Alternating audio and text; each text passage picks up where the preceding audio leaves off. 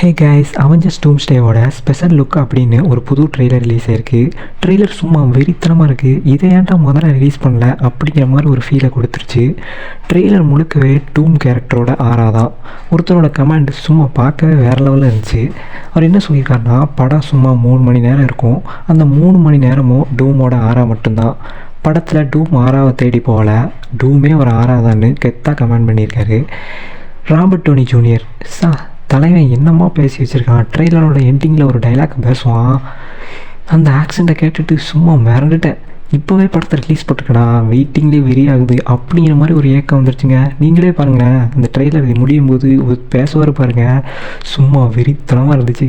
Already சொன்ன மாதிரி தான் மொதல் ட்ரெய்லரோட கம்பேர் பண்ணி பார்த்தா இந்த ட்ரெய்லர் ரொம்பவே சூப்பராக இருக்குது. குறிப்பாக ட்ரெய்லர் ஃபுல்லாகவே அந்த டார்க் டோன், சீரியஸான டோனை கொண்டு போயிருக்காங்க.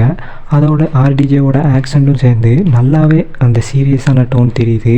இதே டோனை படத்துலேயும் கொண்டு போனால் சூப்பராக இருக்கும். குறிப்பாக சொல்லணுன்னா, இந்த ட்ரெய்லர் ஆல்ரெடி லீக்கான நிறைய தியரியோட நல்லாவே மேட்ச் ஆகுது. படம் எப்படி இருக்குன்னு வெயிட் பண்ணி பார்க்கலாம்.